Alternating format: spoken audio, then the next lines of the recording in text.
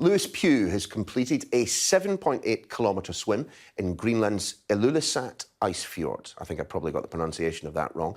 He tackled waters clogged with pieces of ice to highlight the melting of the Greenland ice sheet as part of his calls for 30% of the world's oceans to be protected by 2030.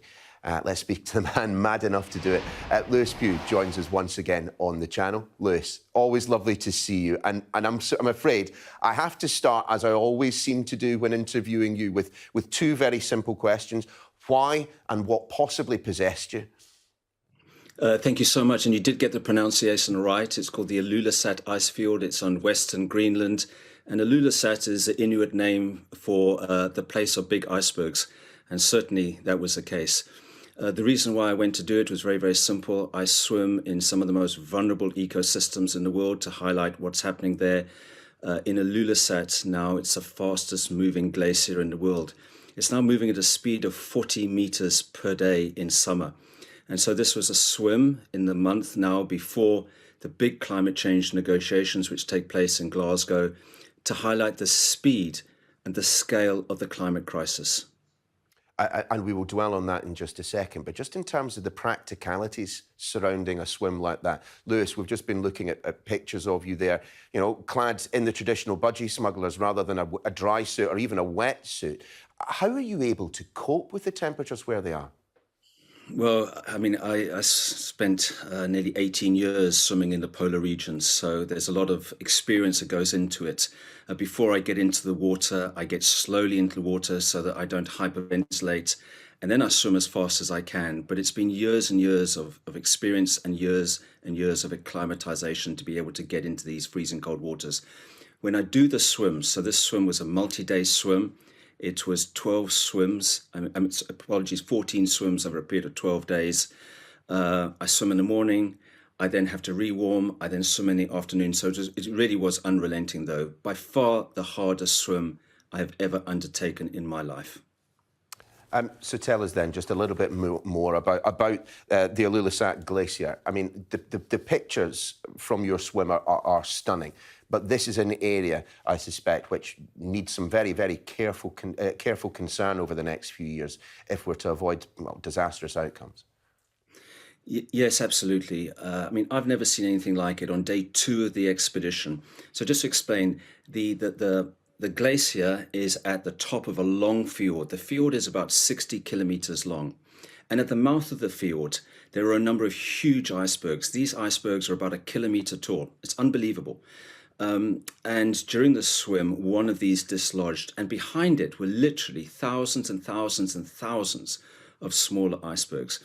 And I've never seen anything like it because it was like a motorway of ice coming off the Greenland ice sheet, down the glacier, into the fjord, and then it was like, as I say, a motorway of ice going all the way out, 10 kilometers out to sea. A very timely reminder that we cannot negotiate with the climate. So what is happening now, and as I said earlier, this glacier is now moving at a speed of 40 kilometers per day. It was very, very worrying to see it firsthand, and also to go up onto the Greenland ice sheet and see lots and lots of what we call supraglacial lakes. So these are meltwater lakes which are now appearing on top of the ice sheet. Just tell us about a little bit more, Lewis, about the importance of large ice masses like this one. I think most people will be aware of the prospect of, you know, the ice melting and the seas rising, but it's about more than that, isn't it?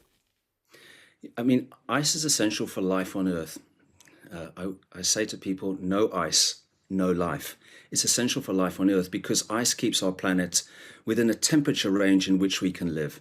And so now, as the Arctic is beginning to melt, and down in the southern hemisphere, as Antarctica is also melting, and also the glaciers on the high mountains of the world, this has a huge impact on us all over the world. So what's happening now in Ilulissat will literally impact every single person on this planet, every future generation, and the whole of the animal kingdom.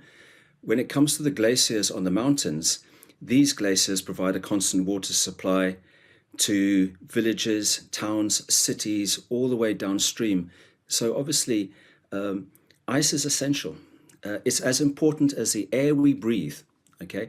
And unless we get a grip on this climate crisis, unless we're able to turn this ship around and get all the world leaders now who are meeting at the end of the year in Glasgow to take action. We've had 27 years now of negotiations. Think about that, 27 years of negotiations. Unless we're able to get them to make firm commitments and take action today, that if we can't get that, then our future is very bleak. Lewis, in your mind then, given that which you've seen, well, at the Icefjord and all your trips around the world, is the damage that has been done to the planet reversible? Or is the campaign, as much as anything else, about slowing the rate of damage that we're doing to our world?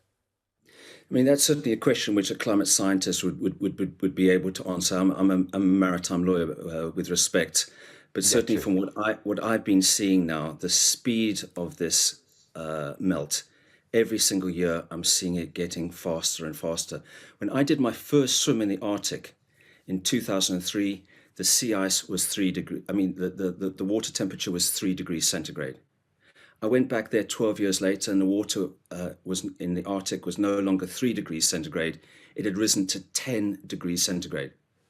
So it had gone from 3 to 10 in just 12 years north of the island of Spitsbergen. So this is right on the edge of the Arctic sea ice. That's the speed at which this is happening. A huge amount of significance and importance, therefore, to be placed in the COP26 meeting later this year. Yes, 196 nations will be meeting there. Business leaders will be coming there. Civil society will be coming there. My message for all of them is we need to take action today. We cannot kick this can down the road any longer.